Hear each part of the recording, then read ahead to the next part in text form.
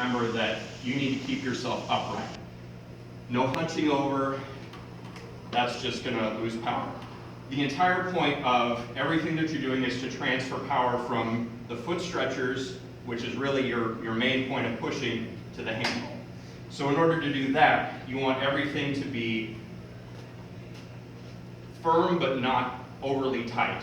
So you want just enough so that when you pull, everything that you do is being transferred into that handle. So in terms of posture, so this is where we get to the catch. So at the catch, you don't want to be too far forward, don't want to be too far backward or hunching. You want your chest up, you want your head up, and you want your shins to be about vertical. You don't want to be reaching too far forward. You want your shoulders kind of set back in the socket, a lot like a lot of the Olympic lifts we do. So in a way, kind of think about this like you're getting set for an Olympic lift. You want everything set, you want everything kind of tight so that you can transfer all the power into the handle or the weight or whatever you're doing. So then, once you've got that set, head up, chest up, relaxed, and at any point, I should be able to pretty much do this. You don't want to be grabbing the bar like this. You don't want your wrists broken. Nice flat wrists, and just gently gripping the bar, and then you pull. So when you're pulling, main principle with the handle is you just want it moving backwards and forwards with a minimum of up and down motion. So if your bar is going, or if your handle is going like this, you're losing a lot of effort. So when you're pulling, that handle should be basically moving backwards and forth in a straight line. Not going up and down. You don't need it to go over your knees. We'll talk about that as part of the recovery. But if you're doing it right, that handle should just move backwards and forwards in a straight line. So you've got your catch. First thing that goes down is your legs, okay? A lot of people kind of think rowing is all about your arms and your back, and that's a nice way to finish accelerating the stroke, but 75% of the power of your stroke is going to come from your legs. Biggest muscles in your body, that's where all your power is going to be generated. So again, you want to make sure that you transfer all the power of your legs to the handle. So when you're at that catch, when your legs start going down, that handle should start moving immediately. So again, that gets back to that tightness. You don't want to be, but you want your shoulders relaxed, and you just want to be able to transfer every bit of motion in those legs when you push down into that handle. So first thing that goes down is the legs, and then once those legs are about, it's not an exact art. You'll end up feeling it kind of a natural point when the power in your legs starts to finish, but somewhere in this range, that's when you want to start adding your arms and back. So it's first legs, then back, then arms. So you first generate that power with your legs, and then you finish it off with your back and your arms. So it's legs, back, arms.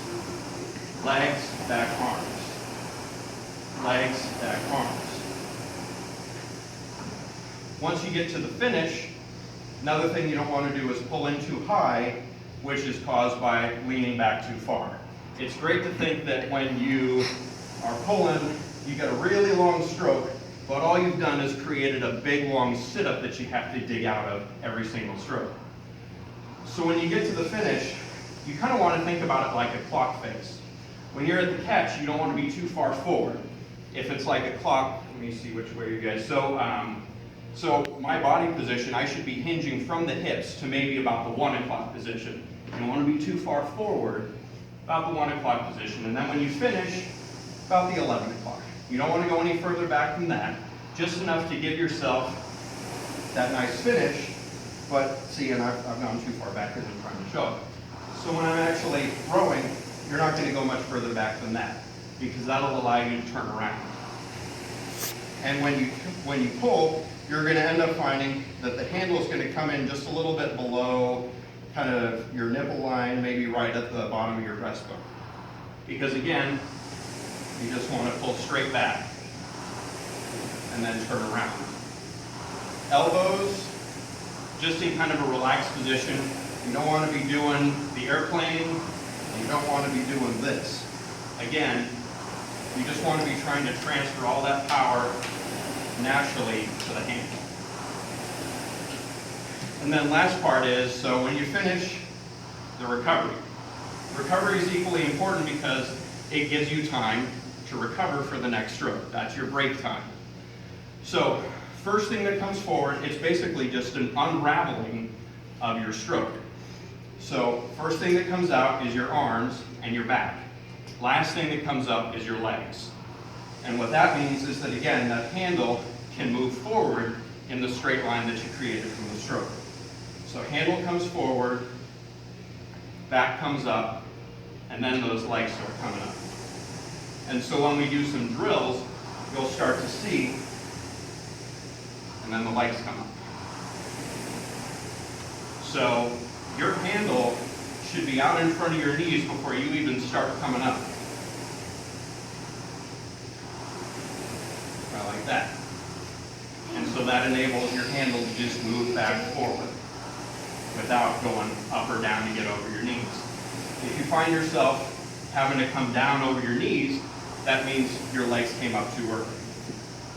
So, and then just kind of a ratio thing, you want to think about the stroke as the short part of your entire, the drive is the short part of the entire stroke. So when I'm rowing, it shouldn't be, that's exactly the opposite. What you want is you want powerful stroke and then recovery. Powerful stroke, recovery. That's your recovery time. And when you're changing stroke rate, so right now I'm going at about 18 to 20, and we'll talk about stroke rate because that's actually important. But when you're going slowly, your stroke is still reasonably fast. You're gaining most of that time on your recovery. Conversely, when you're going at 32 strokes a minute, 34 strokes a minute, the stroke's not that much faster, but I'm recovering much faster. So most of the change in your stroke rate is going to occur with the recovery. And how you control that is how you control your stroke rate and how you control how much rest you get. Let me see, I had kind of a outline for myself here just in case I didn't want to forget anything.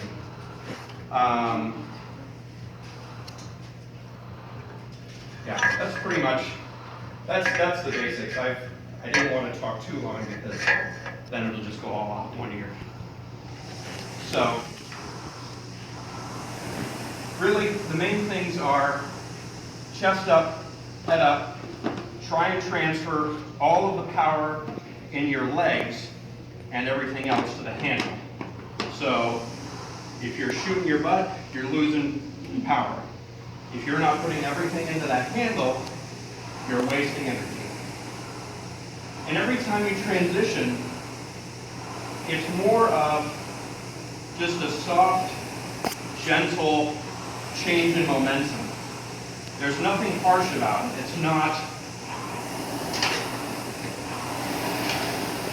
it's just kind of, when you think about the catch, think about it exactly that way. You're just kind of catching that fin and spinning it along, which goes back to that momentum. And then we talked a little bit about stroke rate. So when you look at your monitor, there are a couple things that you want to pay attention to. In CrossFit, we tend to do mostly, so everybody hit menu so your monitors come on here.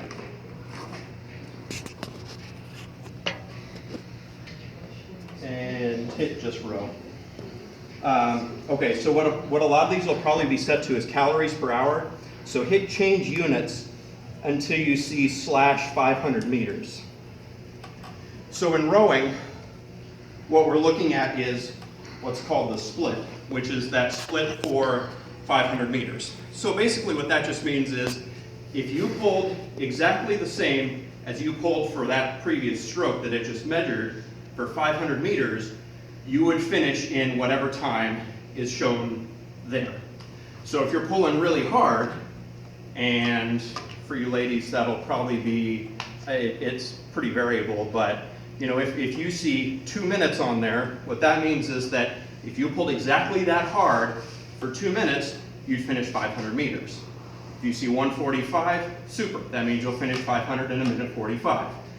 230, so on and so forth. So that's your split. That tells you how hard you're pulling. The harder you pull, the lower that number gets. In the upper right-hand corner, depending on what you can do is hit change display to get that so that you see all of the information. So hit change display until you see as many boxes as possible. And in the upper right-hand corner, all right, so in the upper right-hand corner, you should see S/M. That's strokes per minute.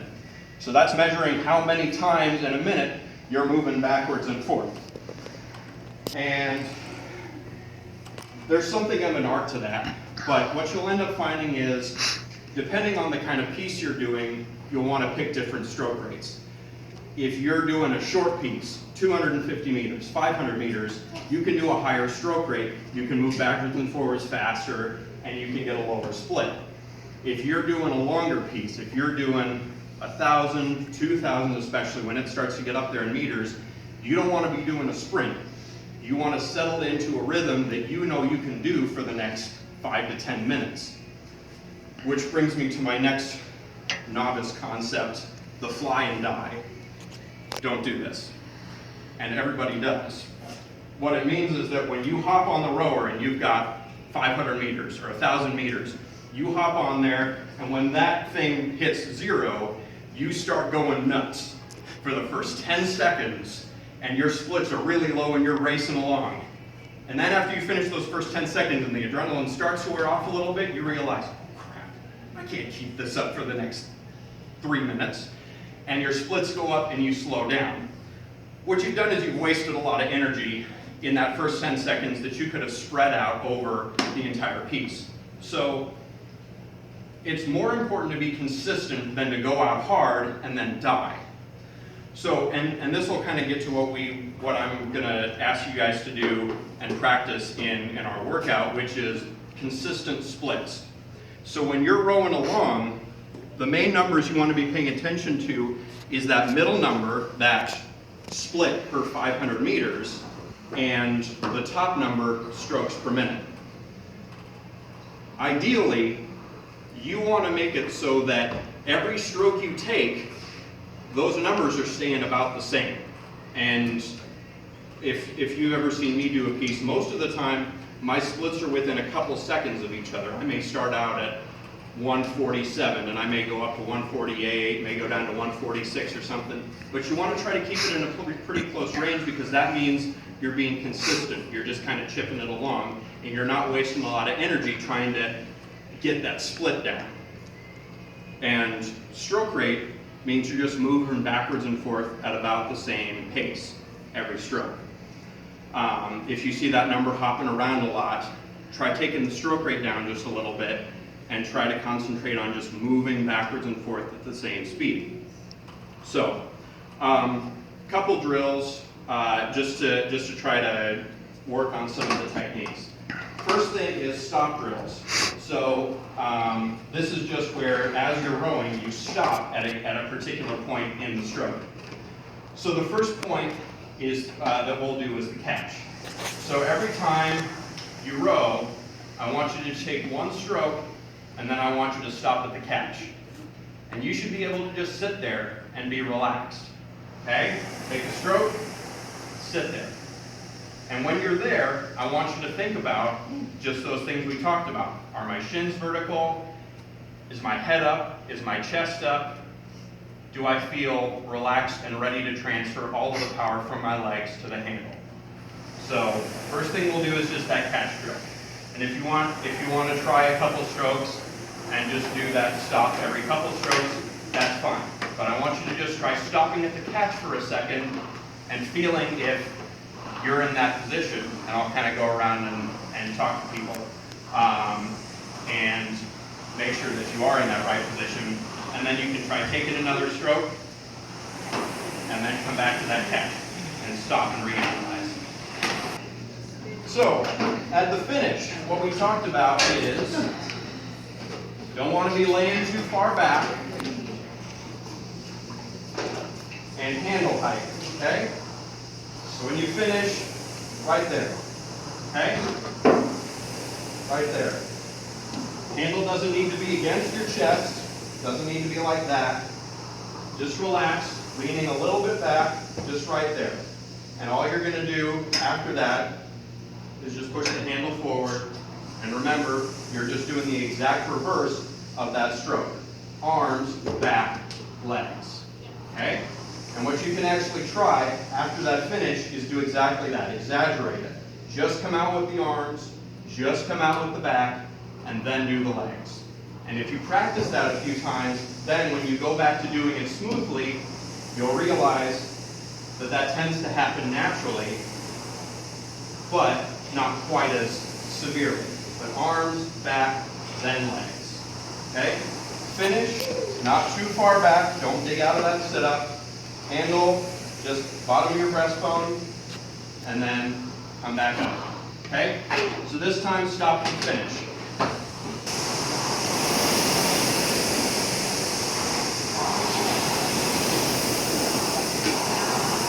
Good. That looks really good. I know you're exaggerating it, but that's the idea. And then when you smooth it out, that'll kind of happen naturally. First thing to come out will be the arms a little bit, then the back will start to come up, and then once that handle clears the knees, then those knees will start to come up, and it'll just happen naturally.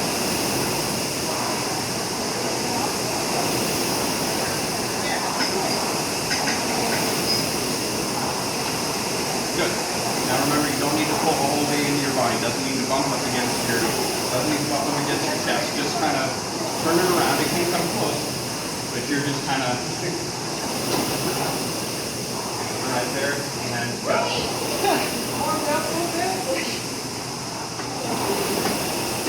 Good.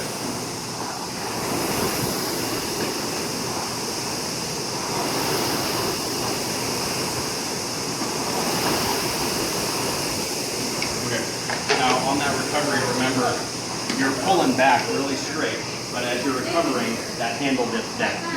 So remember, you want that handle to just move forwards and backwards in a straight line the entire time. Okay? So once it clears the knees, you don't need to dip down under it. Just keep going straight line right back there. Handle just moves backwards and forwards. But your finish position looks good. Right? Which will show you all immediately what you're doing wrong is, don't put your feet in the stretchers. Okay? I want you to just rest them like this. And ideally, if you're doing it right, if you're transferring all of the power to the handle, then when you get to the finish, you'll just be able to turn around. Your legs won't move that much, or your feet won't move that much. Now what's going to happen is you guys are going to fly out like that, and you're going to fly off the back end, or you're going to fall on your face. And for that, I apologize. But what it'll show you is you're not transferring all of the power to the foot, or from the foot stretchers to your handle. Okay? Not like that. So it'll reveal some weaknesses in your stroke, and I'll kind of go around and show you what you're doing wrong. So don't put your feet in, and just try some easy, relaxed strokes. Okay? Go ahead and learn how you're feeling first. Got it. It'll probably be. I will. Okay. You're moving your handle in a great big circle. Remember, like a ton of tape. Okay? That's amazing. Backwards and forwards all the time. Legs, back, arms. First thing that's coming up is your legs. Okay? It comes up as arms, then back, then legs. Oh. Good. Arms. Nope. Just arms. Then back, then left.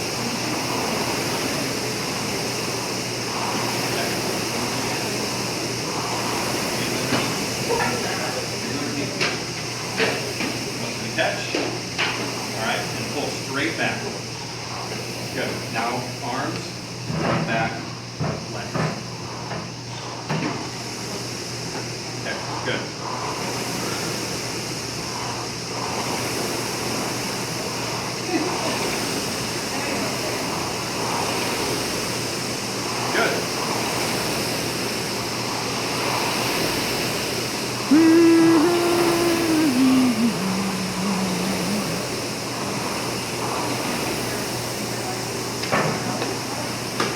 part of the problem here is you're using some of these foot stretchers that are a little too small for you. Remember, if your foot stretchers aren't in the right place, you're not going to be able to transfer the power in the right way because you're not going to catch in the right place. Oh, do I want my... There's mine. Let me see. Put your feet down in the knee cups. My toe is on the... Well, but the ball of your foot is right here. Well, no, When I have this set up, oh, the ball of the foot. that's where I am. Your toes are kind of in the middle of this. The ball of your foot is right here. Oh, I think I never had a ball in the finger. Nope, that's okay. So, I think probably right about there is good for you. Because that's going to be your natural.